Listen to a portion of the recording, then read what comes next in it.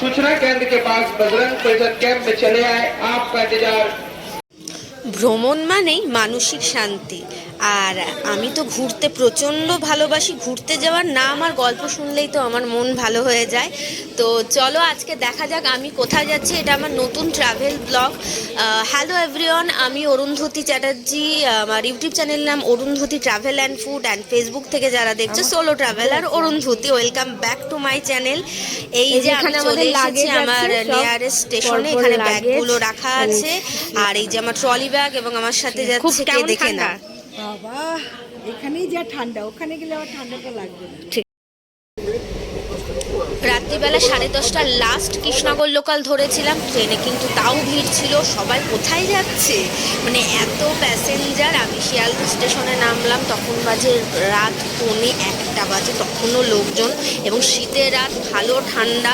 শিয়ালদা স্টেশনে নেমে দেখি তো সবাই ঘুমাচ্ছে, কেউ ট্রেন ধরবে বলে যাচ্ছে, তখন দৌড়াদৌড়ি করছে। এবং যথারীতি আমি ট্রেনে উঠে পড়েছি। আমার ওখান থেকে ভোর 4টের সময় শিয়ালদা থেকে ট্রেন ছিল, এবং এটা আমি যখন ভিডিও তুলছি তখন বাজে হচ্ছে 5:30 কি 6:45 বাজে।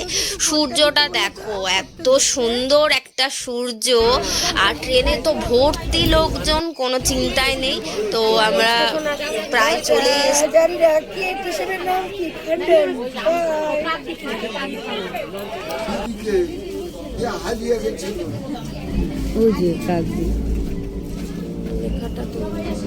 আমি এখন কাকদ্বীপ স্টেশনটা ছেড়ে যাচ্ছি, মানে এখন সেই উঠেছি ভোরবেলা 4টে, ট্রেন ছেড়েছে, আর আমি আমার গন্তব্যে পৌঁছেছি তো অনেক দেরিতে। আগে এখানে দেখো জানলা দিয়ে ট্রেনের সূর্যটা জলের ওপর পড়ছে, এত সুন্দর লাগছে। তো ভাবলাম একটা ভিডিও করে নিই, তোমাদেরকে দেখাবো। তো যথারীতি আমি নেমে গেছি, নামখানা স্টেশন নেমেছি। এইবার এখান থেকে তো হাঁটা শুরু, ট্রলি ব্যাগ নিয়ে। আর এইরকম ভিড় দেখো, অত লোক। কোথায় যাচ্ছে শুনে নাও। গঙ্গাসাগর, অনেক কষ্ট করে গঙ্গাসাগর যাচ্ছেন? এখানে ঠান্ডা নেই একটুকু। লঞ্চে লঞ্চে লঞ্চে লঞ্চে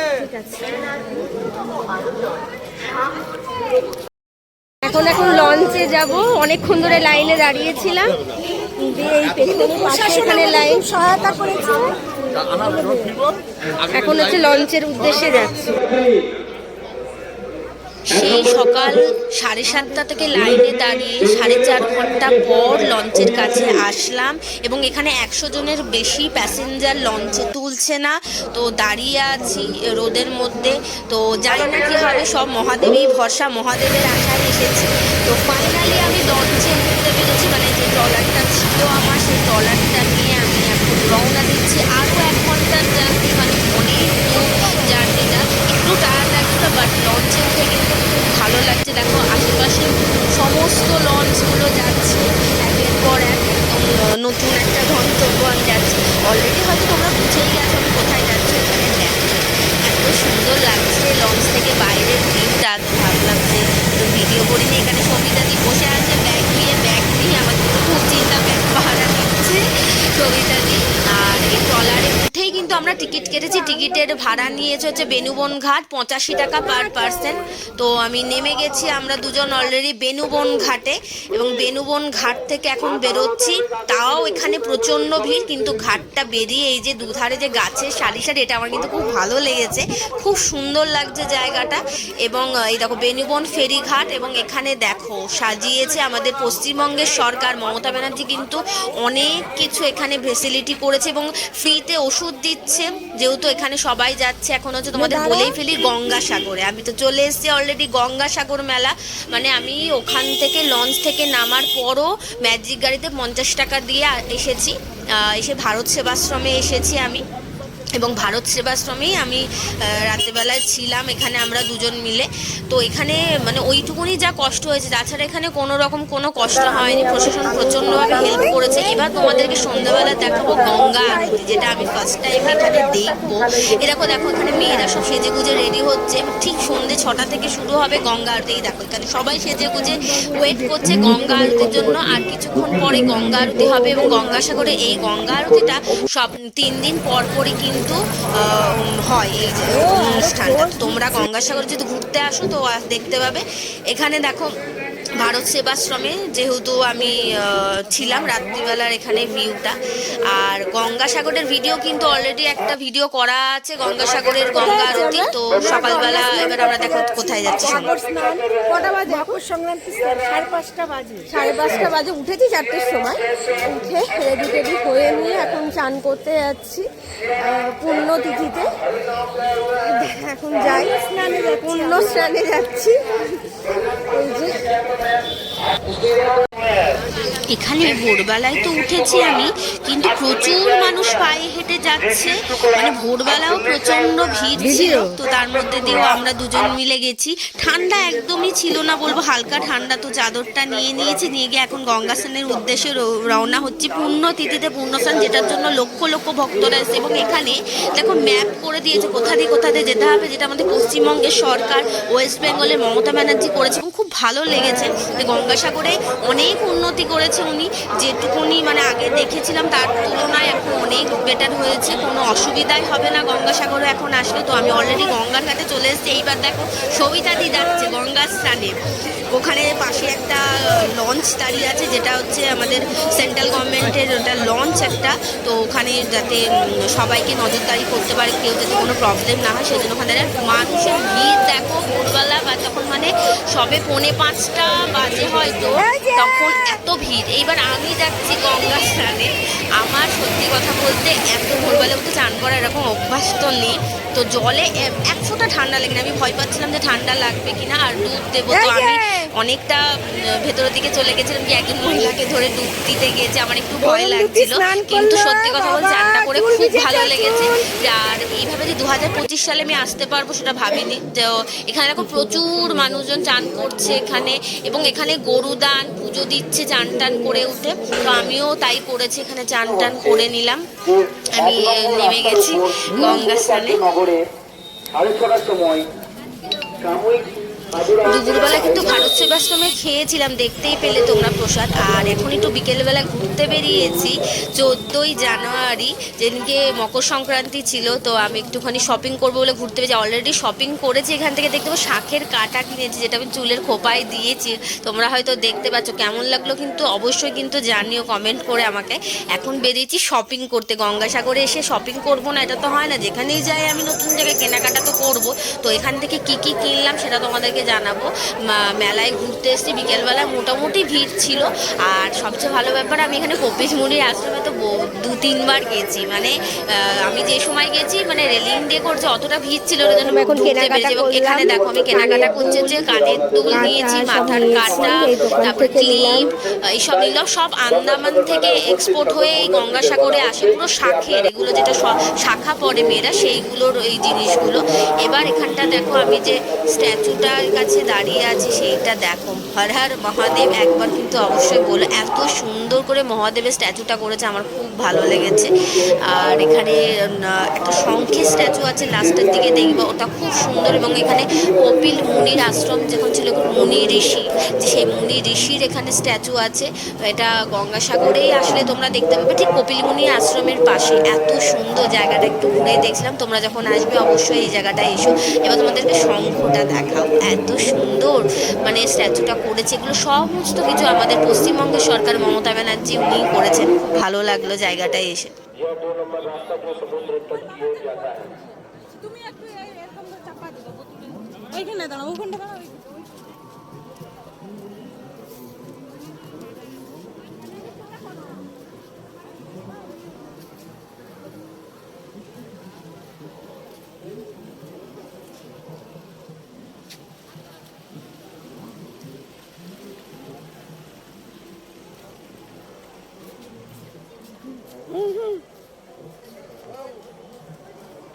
गंगा सागर मेले में आए हुए सारे तीर्थयात्रियों से अनुरोध किया जाता है कि आप सब तीर्थयात्रियों अभी K1 या K2 बस स्टैंड के लिए इस मेले प्रस्थान से प्रस्थान न करें। आप सब तीर्थयात्रियों से अनुरोध है, आप सब तीर्थयात्री कुछ समय आओ, इस मेले प्रांगण में बिताए और इस मेले का आनंद उठाए। गंगा सागर मेलाয় উপস্থিত সকল পুণ্যার্থীদের উদ্দেশ্যে বলা হচ্ছে, আপনারা এই মুহূর্তে K1 বা K2 বাস স্ট্যান্ডের জন্য মেলা প্রাঙ্গণ থেকে রওনা দেবেন না। আপনারা কিছু সময় মেলা প্রাঙ্গণে আরো কাটান এবং এই মেলার আনন্দ এবার তোমাদেরকে দেখাবো নাগা সাধু। দেখো আমি কপিল মুনির আশ্রমে এসেছি, এখানে নাগা সাধু বাবারা সবাইকে আশীর্বাদ দিচ্ছে, তো আমিও যথারীতি এখানে আশীর্বাদ দিলাম। আর আরেকটা আমার ইচ্ছা হয় যে মহাদেবের তিলক পরবো, মানে মহাদেবের যে হলুদ কপালের টিকা সেটা আমার পরবো বলে খুব ইচ্ছা হচ্ছিল মনে, যে কোথায় পরবো। তো তখন আমি সাধু বাবার কাছে গেলাম, এনার কাছে গিয়ে বলেছি, তো বলছে মেরে বেটা খুব ইচ্ছা হওয়া তো কান্না করেগা, তো আমাকে এই হলুদ টিকাটা উনি লাগিয়ে দিল, খুব ভালো লাগছিল।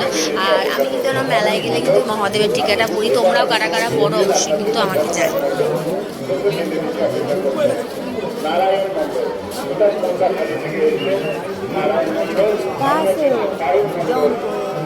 जौनपुर से यूपी से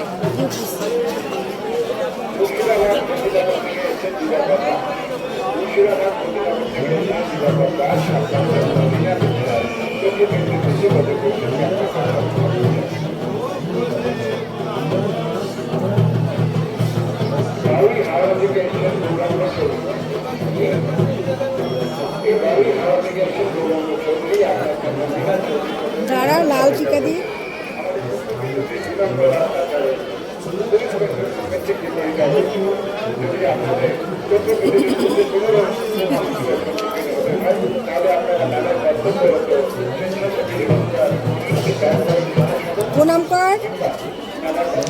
হলুদ টিকাটা পরে নিয়েছে, আমাকে কেমন লাগছে অবশ্যই জানিও। তো ওখান থেকে আশীর্বাদ নিয়ে আমি চলেছি ভারত সেবাশ্রমে, যেখানে যজ্ঞ হচ্ছে। আমাদের মহারাজ গৌতম মহারাজ স্বামীজি, উনি হচ্ছে কাশীধাম থেকে এসেছে, ওনার আশ্রম থেকে ভারত সেবাশ্রম, উনি ওখানে যজ্ঞ করছে। এত সুন্দর মন্ত্র উচ্চারিত হচ্ছে, আমার তো খুব ভালো লাগছিলো। তো এখানে সন্ধ্যাবেলাটা কিছুটা সময় কাটালাম, তোমরা পুরো ভিডিওটা দেখো। এত এখানে যজ্ঞ হয়ে গেছে, প্রায় আমি লাস্টের দিকে ঢুকেছিলাম। সত্যি বলতে মনটা একদম ভরে গেল, মানে এত সুন্দর লাগছিল যে এত যে জার্নি করেছি সেই কষ্টটাই থাকলো না। যজ্ঞ দেখলাম এবং এখানে একটা আমি নতুন জিনিস দেখলাম, আরতি, মানে অস্ত্র নিয়ে আরতি এবং শত্রু দমন আরতি। এবং মহারাজের সাথে আমি কথা বলে জানতে পারলাম যে এই আরতিটা করা হয় শত্রুদের দমন করার জন্য। মা দুর্গা যেটা অসুরকে বধ করেছিল সেই রকম অস্ত্র দিয়ে এই জন্য এখানে আরতি হয়। এবং এটা এই অস্ত্র দিয়ে আরতিটা একমাত্র ভারত সেবাশ্রমেই হয়, এটা অন্য কোথাও গেলে তোমরা দেখতে পাবে না। এবং বিভিন্ন মঠে গেলে একমাত্র দেখতে পারবে, যেটা স্বামীজির মঠ আছে সেখানে। তো একবার দেখে নাও।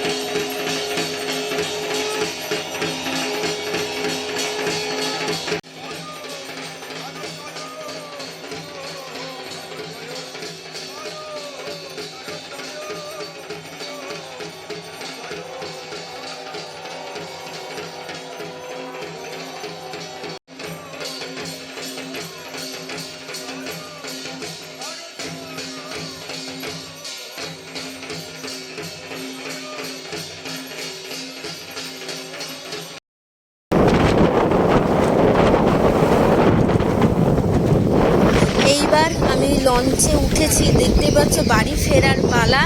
একদম ট্রলারের সামনে আছে, একটু ভয় লাগছিল, কিন্তু সামনে না দাঁড়ালে এই যে সুদূর বিস্তীর্ণ মহাসাগর সেটা তো দেখা যাবে না, তাই জন্য একটু সামনেই দাঁড়িয়েছিলাম।